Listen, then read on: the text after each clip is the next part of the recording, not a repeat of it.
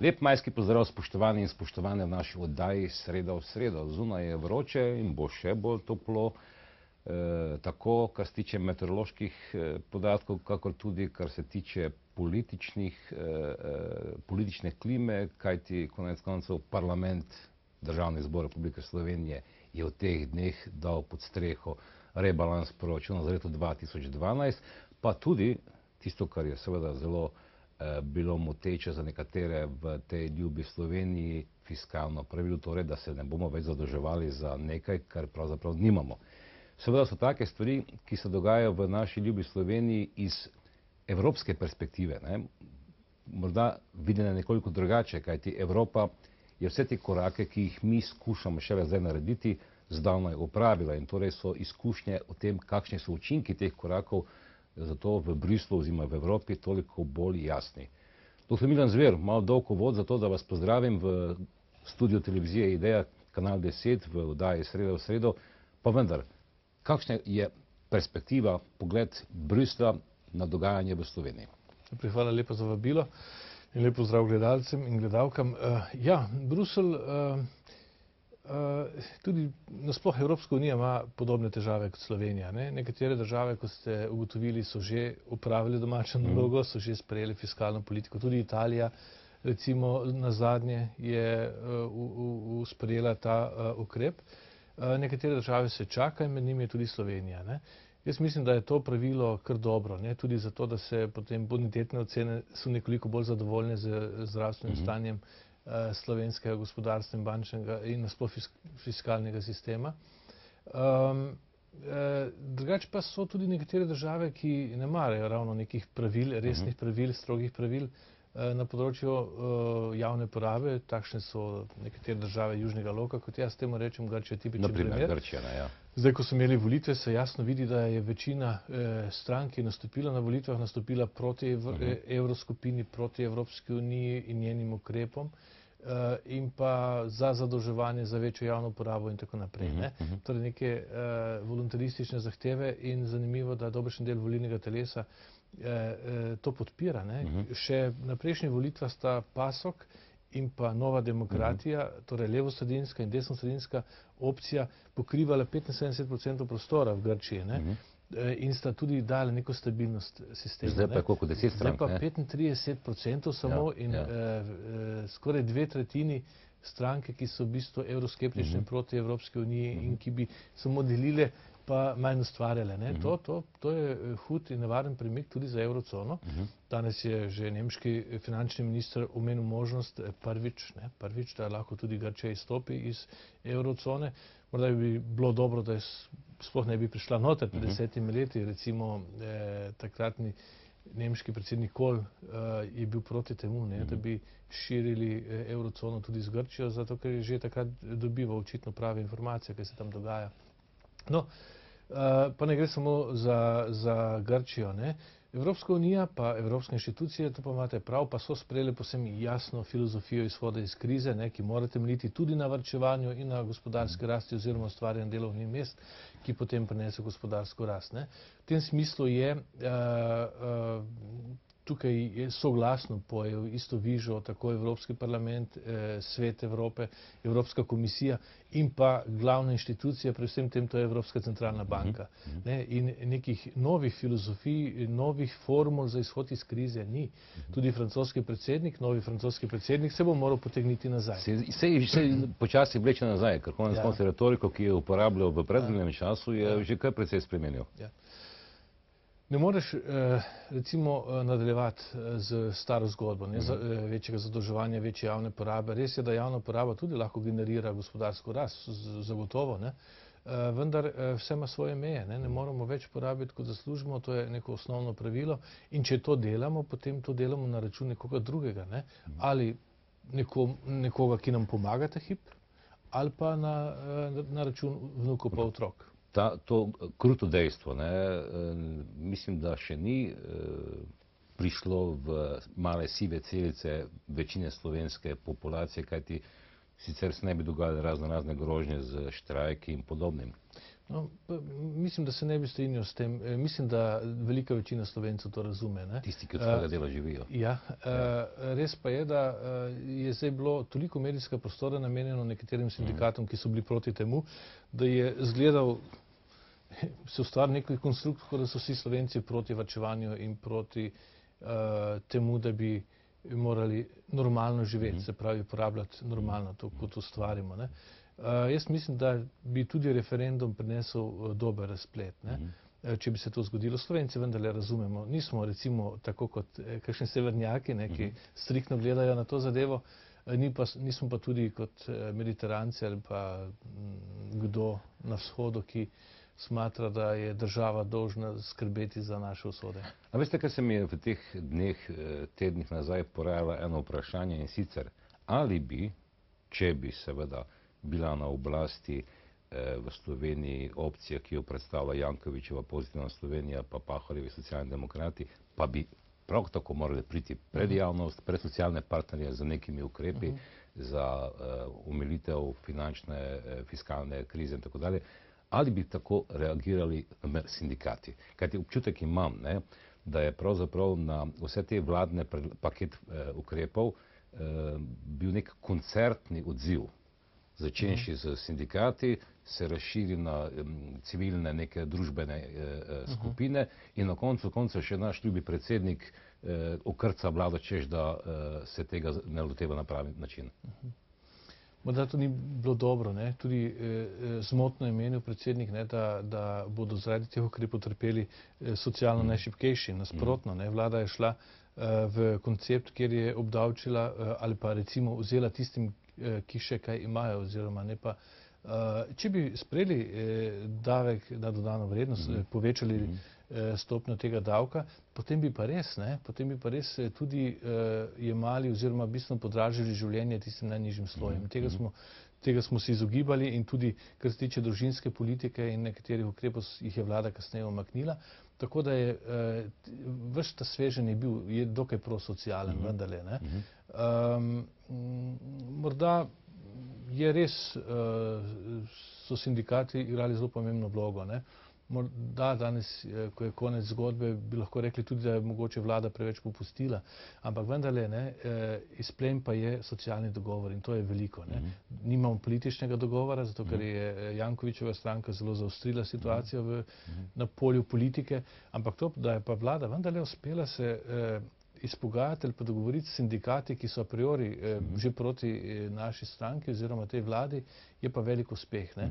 In cena je sicer bila nekoliko večja, kot smo pričakovali ali pa želeli, ampak vendarle to je velika zgodba. Vseeno, 720 milijonov evrov bo prišparanih po domači. Ne prišparanih, tako jih ni, ampak manjša poraba. To je že... Imate prav, tako jih ni, ampak to je že vendarle velik uspeh, ker se je v dani situaciji zgodil socialni dogovor med tako naelektrenimi stranmi. Jaz sem zadnjič omenil primer Latvije. V Latviji je vlada brezkompromisno šla zmanjšati plače za 30%, okrog 10.000 javnih uslužbencev so pač zapustili delovno mesto oziroma jih ukinili in ni bilo nobenega štrajka, nobene stavke. Sindikati so se zavedali resnosti stvari, skupaj so pogledali situacijo in ni bilo stavke. In vlada je uspela rešiti državo pred bankrotom. Torej so uspeli doseči in politični in tudi socialni konsens brez večjih naporov in tako naprej. Pri nas je trajalo to pač dolgo, veliko energije je bilo potrebno za ta izplen, ampak zato je tudi rezultat boljši. To je čisto moje subjektivno mnenje. Imel sem, pa imam občutek, da so bili nekateri sindikati pravzaprav čisti politični inštrument obračunavanja. Jaz mislim, da se strukturno sindikat spreminja v političnega akterja. Tudi njegov način dela, tukaj ne gre zgolj za sindikalni boj, šlo je za veliko več, tudi ne nazadnje strukturno tudi politik, pa tudi sicer. Običajno se sindikati v svetu bolj brigajo za socialno-ekonomske stvari. Pri nas stopajo na teren politike in na teren stroke. ta sindikat, tudi ko sem bil sam minister, mi je poskušal diktirati tempo na področju strokovne politike. Normative pa tako dalje. To, kar ni čisto strankarska, mislim, sindikalna stvar, se jih seveda posredno tudi dotika, ampak oni bi se lotevali tudi čisto strokovnih stvari, kar pa seveda jih ne smeš pustiti zraven. Res, da so eden izmed deležnikov, ampak niso pa edini najmočnejši. Realno so močni, glede na število ljudi, ki jih imajo. Ampak tukaj se je videlo tudi, da tudi oni imajo neko omejeno moč. Javnost in velika večina jih je bila proti temu, kar so počeli, jim je dala jasno sporočilo in potem so se seveda tudi oni morali umakniti korak nazaj. Čeprav je še bilo nekaj ur pred dogovorom, je izgledalo, kot da ne bo nikoli dogovora, kot da so že šli z nekim prepričanjem, da dogovora ne bo v samo igro. Ampak hvala Bogu, da so se na koncu premislili. Pozitivci pa še kateri drugi preprosto pravijo, zakaj bi posegali v neke socialne pravice oziroma v ta socialni paket, če lahko preprosto dvignemo DDV. Ja. To zlasti zagovarja Pozitivna Slovenija in stvar je rešena. Glejte, pri DDV-ju je zgodba taka. Če bi mi zvečali DDV povečali za 1 odstotno točko, bi skupaj proračun dobil 130 milijonov več. Kje je še do 800 milijonov. Če bi povečali DDV za 5 točk, bi pa to močno vplivalo na dvig cen in tudi na obnašanje ljudi. In ljudje bi manj kupovali in pričakovanega efekta ne bi bilo. Prav gotovo trgovci ne bi... Sigurno ne. In tudi ljudje bi se drugače odločali, obnašali na trgu, manj kupovali, manj trošili in bi tudi tukaj ne bi bil učinek 5 odstotkov povečanja takšen. Tako da DDV bi bil nujen dodani ukrep, če bi že bila sila, ampak če se le da, se ga je fino izogniti, predvsem zaradi konkurenčnosti našega gospodarstva, cen in tako naprej. Pa še nižji sloji se na nek način zaščitijo, če ostane DDV takšen, kot je. Ste kaj spremljali dogajanje v parlamentu, ko je predsednik vlade poslancem razložil, zakaj in kako je potreben rebalans proračuna? Ne, ker sem več ali manj potoval po Evropi. Zanimiva je ena misel, en stavek, ki ga je izrekel, koliko zdaj vidim, skoraj da frontman Pozitivne Slovenije, Gašper Mišič, ki je dejal, češ ta vlada je nesposobna, če je bil naš Janković, naj ga pošljemo na Antarktiko, pa bi s pingvini rešil situacijo. Hkrati pa sem nekje prebral, da njegove firme, ki jih ima pod svojo streho, imajo 64 milijonov evrov čiste izgube. Se pravi, potem tak lari-fari. Ravno s tem sem hotel odgovoriti na to vprašanje. Če je bil tako uspešen, potem bi tudi uspešneje vodil firme, ki jih ima on ali pa njegovi sinovi. Ampak morda je pa to ravno njihova filozofija, živeti na dolgo in gospodariti na ta način. To je skregano z etiko kapitalizma, če se že gremo o tem. Ampak tudi sicer menim, da so to, kar slišim in berem, da je politično prizorišče zelo razgreto bilo te dni v parlamentu, da uporabljajo dokaj radikalni besednjak, predvsem bolj radikalen kot recimo socialdemokracija Pahorjeva. Tako da vendarle menim, da se v Evropi dogaja nekaj na političnem, da se politična pokrajina malo spreminja, da so te zmerne stranke demokratične, socialdemokrati pa naša opcija recimo, pred velikim izzivom, kako zaustaviti ekstremne desne pojav ali pa dvig ekstremno desnih pa ekstremno levih strank. To je primer Francije bil, pa v Grčiji zdaj. Grčija zdaj, vrsto takih, pa tudi, jaz pravim, v Sloveniji smo dobili z Jankovićem pozitivno, bolj radikalno levico. To je levica za vas? Ne vem. Po retoriki pa po teh konceptih, ki jih imajo za izhod iz krize, bi lahko rekli, da so neka radikalna levica. Medtem ko so pa tudi seveda pojav desnih strank, ki so še bolj evroskeptične kot ekstremno leve. Tako da se lahko v tem desetletju malo politična slika spremeni in bomo morali seveda še veliko vlagati v to, da Evropska unija ostane steber stabilnosti pa miru. Ne nazadnje Evropska unija nastala, da smo praznovali ravno obletnico Dan Evrope, predvsem zaradi tega, da se nikoli ne bi ponovile več Tisto, tiste zgodbe, kar je bilo v 20. stoletju. Ne. In zato so in krščanski demokrati in socialisti stopili skupaj in oblikovali neke nove temelje, neko organsko prepletenost, da se ne bi to kar hitro razpadlo. Jaz mislim, da se Evropska unija tudi ne more razpasti. Ne. Preveč smo skupaj, imamo tudi skupno kulturno podlago od krščanstva do starogrške filozofije in razsvetljenstva in tako naprej. Ne. Imamo neke civilizacijske vrednote, vzorce vrednot približno enake in tudi vedenja, osmišljanja stvari, tako da nismo, čeprav temeljimo na kulturni raznolikosti in to tudi podarjamo kot bogatstvo, imamo neki skupni kulturni temelj. Ne. Kulturni temelj pa je tisto najpomembnejše, kar neko skupnost drži. Ne. Če so razlike prevelike, potem seveda lahko pride do razkroja in razpada in zdaj, te ekstreme, ki se zdaj pojavljajo na političnem prizorišču, ravno podarjajo te ekstreme, te razlike. Ne. In pa neko skepso do nadaljnega povezovanja. Ampak jaz vendarle mislim, da Evropa še se lahko povezuje, se še lahko bolj integrira. Ne. Evropski proračun je majhen, 0,98% vseh proračunov v Evropski uniji, to je skoraj nič. Čeprav je seveda za naše razmere 150 milijard veliko, ampak vendarle, ne moramo reči, da nam zdaj Bruselj popolnoma diktira politike in vodi vse. In da je za vse kriv Bruselj. Na to noto pravzaprav igrajo tukaj v opoziciji, češ nam diktira Berlin, oziroma Bruselj, oziroma Berlin. Treba pa vedeti, da 95% proračuna, ki gre v Bruselj, se razdeli nazaj, po solidarnostnem ključu. Tudi manj razvite države, ta hip tudi Slovenija dobiva denar iz tega naslova. Se nam v novi shemi še obeta 2014-2020? Mislim, da smo tako zdaj padli, da bomo še prejemniki, se bojim.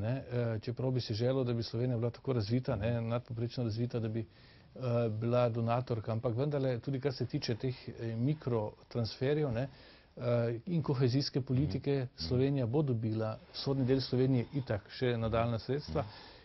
Uspeli pa smo urediti, da bo tudi zahodni del Slovenije, Ljubljana, Gorenjska, Primorska, Notranjska, tudi dobile so že na 106% evropskega povprečja, ampak smo dali v neki dokument vmesno stopnjo, nerazvita regija, razvita in pa neka regija v prehodu, v tranziciji na razvita, tako da je zahodni del Slovenije padel v to in bo upravičen tudi v naslednji finančni perspektivi do kohezijskih sredstev. Dr. Milan Zver, eden od razlogov, zakaj sem vas povabil v goste, je tudi to, da izvem, na kak način, po kateri poti se boste lotili predsedniških volitev, ki nas čakajo letos jeseni. Vas podpirata Slovenska demokratska stranka in Nova Slovenija. Ste vprašali, po kateri poti, ne? Ja. Moral bomo uporabiti čim več poti, ali pa vse poti dobesedno, če rečem, ne? Iti do vsakega volivca skoraj, ne? In ga poskušati prepričati. To pomeni, da bomo več ali manj delal na terenu, v živem stiku z ljudmi, čeprav sem v službi daleč, ne? Tako da se danjemu predsedniku je veliko lažje. To sem imel v mislih, ne? Vikendi pa tudi kakšen teden bodo pač posvečeni temu. Ljudje imajo pravico, da me spoznajo in vsej ne morem reči, da sem neznanka. Že 20 let kar visoko v politiki in ljudje me že poznajo, ampak vendarle se mi zdi, kljub temu, da te poznajo, da pokažeš neki kulturni odnos do ljudi, do volivcev, če greš mednje. Seveda bo pa težko parirati, ker imam veliko manj sredstev na voljo za volilno kampanjo, kot recimo obstoječi predsednik, ki lahko svoje pozicije lahko dela volilno kampanjo. Pozicije tako lahko dela kampanjo. On je sicer zdaj v dvojni vlogi, je hkrati predsednik in ker je že najavil kandidaturo, od tistega dne je tudi kandidat. Tako da je v tem smislu bi moral biti enak vsem ostalim, ne samo meni, ne bova samo videla na volitvah. Ja, zaenkrat je samo še plemeniti Zmago Linčič napovedal kandidaturo. Ja, ampak pričakujem, da bodo v poletnih mesecih še kakšna, ne? Zdaj vprašam, z leve opcije, ali tu se bo kontinuiteta dogovorila, da ostane samo predsednik? Jaz bi želel, da tudi se še na levici kdo pojavi. Predvsem recimo Borut Pahor bi bil dober kandidat, ne?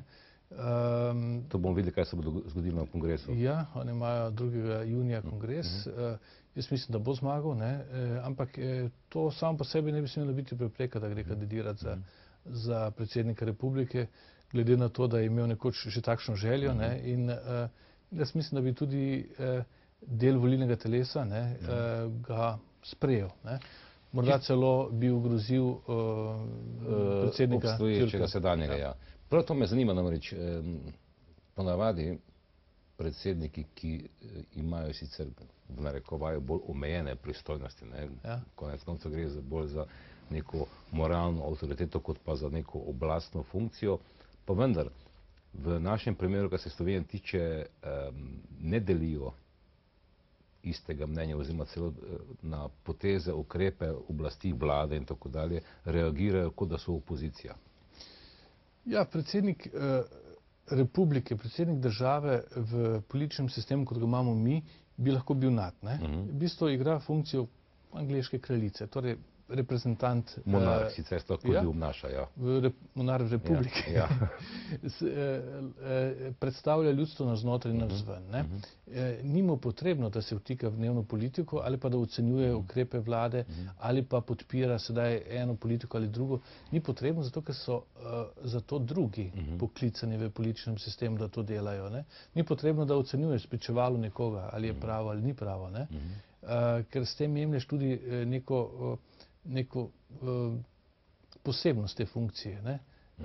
Predsednik republike bi moral biti neka moralna avtoriteta, ki se ni potrebno, da ga mešamo v vsak balast, recimo, ne. Ampak občutek sem imel, da je pravzaprav si prisvojil, v narekovaju seveda, vse te pristojnosti v mandatu prejšnje vlade, zlasti na področju zunanje politike in še kje, ne, in da je res reagiral na vsako stvar, ki se je dogajala v dnevnem življenju nas Slovencev. Kot da je poskušal zapolniti neko vrzel, čeprav noben te vrzeli ni opazil, ne. Lahko rečem, da ima en podoben refleks kot prvi predsednik Milan Kučan, ki je tudi poskušal izstopiti ven iz dane ustavno in zakonsko omejene funkcije in biti nekoliko več. Spomnim se, na področju znanje politike je takrat poskušal biti več, kot mu ustaven zakon to dovoljujeta. Nekaj podoben refleks opažam tudi sedaj. Jaz mislim, da ima v slovenskem političnem sistemu predsednik kar dovolj pristojnosti, ne. Tako na znanjem političnem področju, v pravosodju ima močne, na področju obrambe itak, ker je vrhovni poveljnik oboroženih sil, tako da mi imamo parlamentarni sistem z parlamentarno vlado. To pomeni, da je ta vlada neodvisna, avtonomna, celo vizavi ima določeno avtonomnost vizavi parlamenta, zakonodajalca, in to je treba spoštovati. Torej, premier je tisti glavni šef države, ne, in operativne oblasti, medtem ko imamo določene države, ne, kot so Amerika ali pa Rusija, kjer pa je predsednik šef. Konec koncev Francija tudi, ne. Tudi deloma Francija, ja. Tam pa je drugačna zgodba, tam pa se predsednik pojavlja, ne, tudi kot predstavnik konkretne oblasti, ne, pri nas pa ne, ne. Spomni se, ne, da takrat, ko je naš sorojak Milan Kučan kandidiral in postal prvi predsednik te Slovenije, je rekel, da je svojo partijsko knjižico, ne, zamrznil, ne, ampak eno je zamrzniti samo knjižico, drugo je pa zamrzniti tudi neko vedenje, tako, ja. Kako bo z Milanom Zverom, ko bo postal predsednik? Ja, veste, da hočeš biti predsednik vseh Slovencev, ne? Nekateri so mi že to svetovali, da bi zamrznil članstvo stranke, kar je najmanjši problem, ne. Jaz bi resnično poskušal delovati v občem interesu, v obče dobro, ne. Marsikomu to ne bo všeč od mojih prijateljev ali pa podpornikov znotraj politične cone, ki jo pokrivam, ampak vendarle, ne, če že kandidiram na to funkcijo, bom poskušal zvesto slediti funkciji, kot je zapisano v ustavi in zakonu, ne. Se ne bom opredeljeval za levo ali desno ali pa za konkretno politiko, ampak bom poskušal vsaj prvič uveljaviti nek princip, da je predsednik vseh, ne. To pomeni, da moraš biti pozoren včasih še bolj do tistih, ki se ne identificirajo politično s teboj, ne. Ampak mediji, ne, že danes, vemo, kateri mediji, ki so zopet profilirani, jasno profilirani, že napadajo in sporočajo v javnost sumničenje o tem, kako draga je in kako skrivnostna bo bo financirano volilne kampanje Milana Zvera, zdaj vas z obeh imajo zaradi tega, ker ste prevzeli pokroviteljstvo, kaj je to nad svetovnim šahovskim prvenstvom. Torej, jaz sem bil zadnje leta predvsej vpet v šah, tudi prej kot minister, pa še prej kot oče, ker je moja hčerka bila tudi celo državna prvakinja dvakrat, recimo, sem bil zelo ponosen in vpet v samo zgodbo. Zdaj pa tudi na evropski ravni skupaj s Kasparovom promoviramo šah v šole in predsednikom Evropske šahovske zveze. Skali smo kar močne viziji, bil sem odlikovan celo iz Evropske šahovske zveze za ta svoj trud. In ko sem bil naprošen strani velemojstra Mora, da bi vendarle, on je pa znan organizator raznih tekmovanj, tudi mednarodnih, ali bi bil pripravljen prevzeti, sem seveda rekel, ja, ni problema, edino veliko časa ne bom imel. Tako da sem imel celo že malo slabo vest, da premalo pomagam v tej stvari, in potem je pa naneslo, da bi pa lahko prišel ravno v ponedeljek, ko sem imel čas, še k direktorju Mariborske banke, ki ga že leta nisem videl, pa sem rekel z veseljem, ker je bilo mimogrede, preden sem šel še na neko drugo obveznost.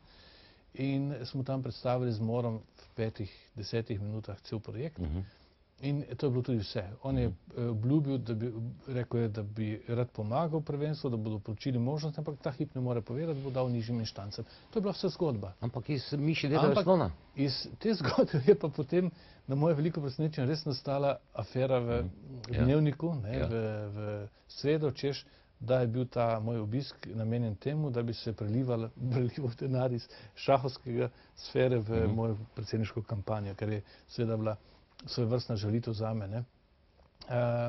Ampak tako da razmišljam zdaj, a ima sploh smisel pomagati še naprej v tej funkciji mladinskemu šahovskemu prvenstvu, ki je pa največji športni dogodek, se bo prišlo 3000 ljudi. Zanimivo pa nekaj, da zatem pa ne stoji Šahovska zveza Slovenije.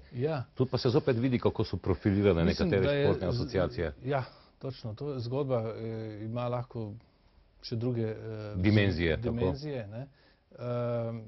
Mislim, da so se v zadje tudi udarili, kje bo to prvenstvo. Nekateri so si želeli nekega turističnega zaslužka v Portorožu. Maribor je vendarle dal slovenskemu šahu ogromno. Največja imena slovenskega šaha so bili od tu doma. In zato se mi zdi kar prav, da je organizator tak, kot je, in da je zgodba v Mariboru. Pa še zdaj, se veste, ni univerzijade, Maribor je bil kaznovan od Ljubljane v prejšnjem mandatu, in jaz mislim, da tudi z tega vidika je dobro, da še enkrat ne udarimo po Mariboru, recimo, in da Maribor dobi to prireditev in da to izvede. In to je čudovito gledati te majhne glavice, ko igrajo šah, in iz celega sveta pride več kot 150 držav, to je velika stvar. Če bi bili vi minister za šolstvo tega mega resorja, a bi uvedli šah kot predmet v osnovne šole? To je ponekod to imajo. Težko vprašanje, ja, imajo v 2 državah. Tudi mi ga imamo kot izbirni predmet in celo 3 šahovske predmete, ampak problem je v tem, da jih imamo šele v zadnji triadi. To pa že malo prepozno za ustvarjanje odličnih šahistov ali pa zato, da šah v zgodnjih letih prinese otrokom določene vrline, ki jih nujno potrebujejo tudi sicer v življenju. In bilo bi iz tega vidika boljše, če bi bil šah že prej. Ker pa sistem ne dovoljuje, recimo izbirnih predmetov tako zgodaj, imamo malo sistemske težave, ampak na nek način bi se dalo spremeniti, da bi kakšen izbirni predmet lahko imeli tudi v prvi triadi, recimo, ali pa v drugi. Pred mesecem je bil gor na Goričkem na rdeči sladki poti z nordijskimi palicami predsednik Türk, in takrat je rekel pač, da ima kondicijo in da si jo bo še dodatno nabiral za nov predvolilni krog. Pa me zanima, Milan Zver je včasih igral tenis, zdaj ga bolj manj igra. S čim se zdaj? Košarke tudi ni verjetno, ne? Zdaj so pa vnuki, ne? Zdaj, če že grem na sprehod z vnukom ali pa vnuki, je to že kar precejšen fizičen napor. Ampak vendarle še igram tenis, tako da fizično sem kar, bi rekli, krepak. Tudi postavim kaj okoli hiše, če le imam čas, zlasti kar se tiče košnje, tega pa je veliko v Destaniku. tako da za fizično moč bom mogel skrbeti, ne, in bom poskušal tudi malo kombinirati. Zdaj bodo razne kmečke igre, kjer bom delal Namer košnja na selo. košnja, recimo. Ali pa bomo tudi kakšno nogometno in košarkarsko tekmo odigrali v humanitarne namene. Ne. Tudi prva taka bo celo v Bruslju, konec maja. Če se človek odloči za nek, kako bi rekel, pomemben, usoden življenjski korak, konec koncev odločitev, da stopite v igro za predsednika republike, je pomemben korak, ki seveda tudi zadeva ne samo vas osebno, temveč tudi konec koncev družino. Sta se s soprogo Andrejo pogovorila prej, ste rekli svoj da? Ja, seveda. To je bil kar temeljito smo se pogovarjali o tem, ne? In z soprogo, pa tudi znotraj družine širše, ne? Zato, ker sem jim povedal, ne, da ne bom trpel v predvolilni kampanji takih ali drugačnih udarcev samo jaz, ampak tudi oni. Ne? Če se spomnite, tudi ko sem bil minister, so močno vključevali moje hčerke v vsako stvar. Ne? In jaz sem jim povedal, da nekaj takega lahko pričakuje tudi zdaj. Da pač bo treba marsikaj potrpeti. Ne? Tudi žena sama. Ne? Nekateri mediji striktno povezujejo mojo in njeno dejavnost in to je težko prenašati, ampak to je cena vsega tega. Torej bo, kako bi rekel, ne samo stala za vami družina, ampak bo tudi verjetno z vami korakala po tej poti do predsedniškega. Jaz bi z veseljem čim večkrat vzel s seboj, ne, da pokažem to mojo družinsko nagnjenost. V krogu družine se najbolje počutim in če to bi kamere tudi zaznale, recimo, ne, če so vnuki zraven pa hčere z družinami. Ampak marsikdo bo dejal v tem primeru, da tudi eksploatiram, ne, družino za svoje politične namene, to se lahko zgodi, tak očitek, tako da mora biti res prav izbran trenutek. Recimo v Ameriki je to zelo pogosto, ne, predsedniki se radi pokažejo z družino tudi v širšem krogu, na velikih manifestacijah, dogodkih. Ker to podzavestno na volivca vseeno vpliva. Zagotovo, in to dobro. Ne? Tudi pozdravljajo mame, očete in tako naprej in ženo, tako da imajo družinski člani družine veliko vlogo. Ne? Tam je družina res močna vrednota, ne? Bolj kot pri nas. Čeprav sem zadnjič zasledil eno anketo iz leta v začetku, mislim 2002, smo Slovenci med vsemi evropskimi narodi najbolj cenili družino. Ne? In sem se spomnil to zgodbo okrog družinskega zakonika, ne? Takrat. Ne? Ampak nismo tako popolnoma izbrisali družine iz svojega vzorca vrednot. Ne? Ko sem se pripravljal na najin pogovor, ne, mi je v oči padlo, ne, dvoje, in sicer, da sva tudi midva nekako povezana preko enega diktatorja. In sicer, Milan Zver se je rodil 25. maja 1962, torej na dan, ko se je rodil Josip B. Ne? Jaz sem se rodil 4. maja 1952, se pa je na datum 4. petek, ko pa Josip B. odšel, ne? In sem se nasmejal prav tako tej povezavi, da naj diktator tudi po teh rojstnodnevnih zadevah povezuje. Spomnim se prvega šolskega dne, ko me je učiteljica vprašala, no, kdo pa je še bil rojen takrat kot ti, ne? Pa sem rekel, tovariš Tito Preklar, no pridem. Ja, tako je to. Ja, čeprav je vprašanje, če je takrat njegov rojstni dan, je bliže verjetno začetku maja, kot Tito je imel veliko takih skritih osebnosti, ne? In tudi vprašanje je, kako je to njegovo. Smrti ni gvišen, kot pravijo. Zagotovo ni gvišen, ne? Zato ker so najprej morali marsikaj postoriti na varnostnem področju, preden se upali objaviti datum smrti. Ne? Tako da, ja, to so bili pač drugačni časi. Ne? Vrniva se malo bolj nazaj k resnejšemu. Ne? Vseeno, pred dnevi ste bili tudi na Pučnikovih dnevih. Ja. Bral sem, kar ste tam povedali, pa vendar zdi se mi, da takrat, ko je bila na oblasti Demosova vlada, so se nekatere stvari žal so ostale v predalih neuresničene, ker potem, če bi tisto bilo uresničeno, se nam prav gotovo ne bi dogajalo to, kar se nam zdaj dogajajo, zgodbe o tajkunih in podobnih zadevah. No, naša pot v tranzicijo ni bila najboljša. Ne? Lahko bi pričakoval, ker mi smo imeli človeški kapital, sposobne ljudi, da bi veliko bolj lahko bolje to izpeljali, veliko bolj pošteno in transparentno. Ampak že ko se je trasirala pot v tranzicijo, so nekateri hoteli imeti nekaj od tega ali pa so hoteli jo politično usmerjati. Ne?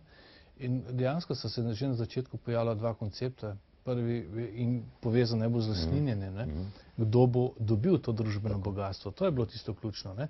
Slovenci smo od leta 1945 ustvarili tako imenovano državno bogatstvo, družbeno bogatstvo in tega ni bilo malo, ne samo v podjetjih, tudi na drugih ravneh. Ne? No in ta pot privatizacije ni bila učinkovita in dobra. Ne? Morda je bilo najbolje takoj na začetku razdeliti vse, pa se potem lastnina smotrno uredi naprej. Ne? Se lastninski procesi tečejo veliko bolj fair in pošteno. Mi smo pa iznašli 100 raznih obvodov, da so prišli nekateri posamezniki, ki so že bili prej v prejšnjem sistemu ali kot gospodarstveniki ali kot politiki blizu korita. In seveda to mrežje je potem uplenilo državo po svoje. Ne? Najbolj izrazito se to vidi konec koncev na Rusiji. Ne? Nekdanji partijski funkcionarji na posameznih... Njihovi sinovi? Njihovi sinovi so za največji bogataši. To je škoda.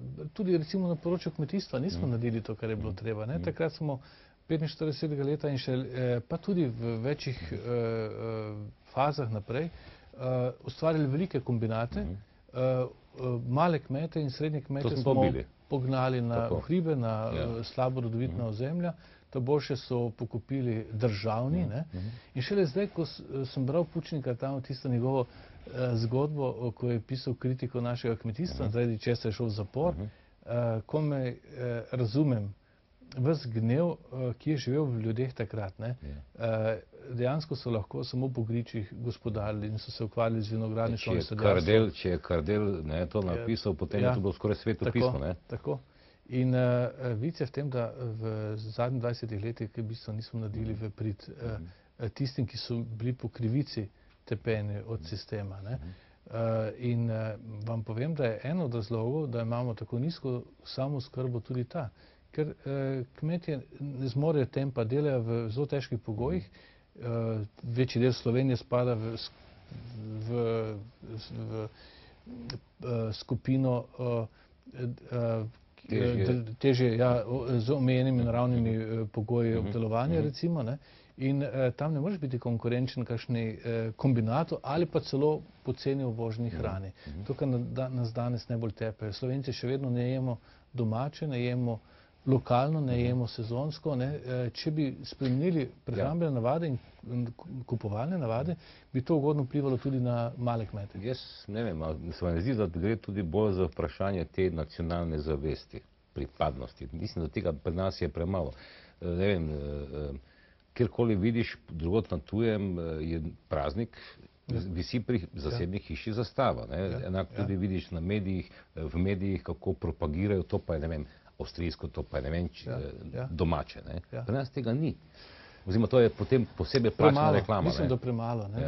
Zdaj počasi se lahko zadeve spreminjajo, ker poreklo mora pisati gor pa tak dalje, ljudje bodo tudi vedeli, ali je naše ali ni naše. Mi lahko tudi z šolami in z drugimi zavodi precej spremenimo to situacijo.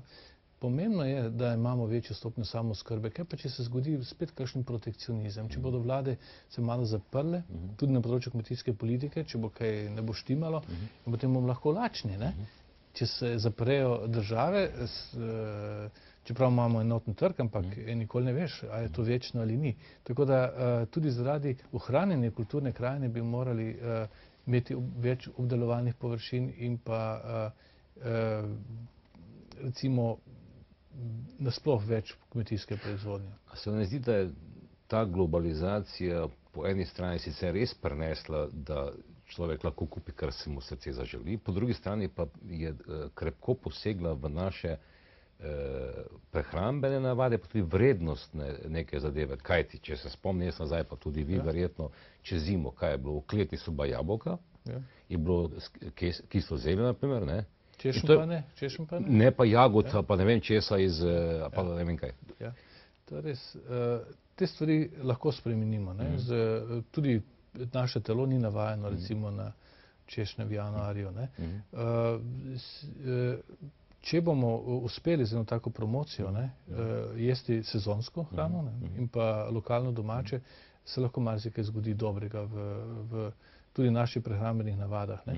Sedaj pa nas dostikrat premami, ne, na policah dobimo poceni, slišim, da celo dampinške izdelke, lepo papriko, lepe kumare in tako dalje. Samo se domači predelovalci uničijo. Seveda in na ta način uničujejo našo kmetijstvo in to se nam dogaja. Tako da po eni strani mi rešujemo slovenskega kmeta s tem, da dobiva razne subvencije iz tujine, iz različnih vidikov, različnih naslovov, istočasno pa je vse manj produkcije pri nas doma. Tako da moramo spostaviti funkcijo. Če že nekdo nekaj dobi, mora to dati v proizvodnjo oziroma se mora to poznati pri njegovem delu. Ne. Zdaj pa seveda se Evropa plačuje tudi za to, da ne delaš, ne. Da sekaš vinograde ven, recimo. Milan Zver, na koncu najnega pogovora vidim, da nam že počasi utripa zadeva. Kakšen hočete biti predsednik? Ja, to je najtežje vprašanje, ne. Všečen ne moreš biti vsem, to je dejstvo. Zagotovo ne. Tudi to ni cilj. Moj cilj je, da bi bil pravičen, ne, do vseh, ne, da bi ljudje, tudi tisti, ki me ne podpirajo, ne bi smatrali, da sem jim napravil kakšno krivico. Ne. Seveda tudi to je ideal. Ne. Lahko narediš komu nehote krivico ali pa se kdo po krivici čuti opeharjenega ali pa tako naprej, ampak vendarle ne. Ena elementarna pravičnost in pa strpnost do drugih, se mi zdi, da to neko pomembno vodilo, moje vodilo. Ne.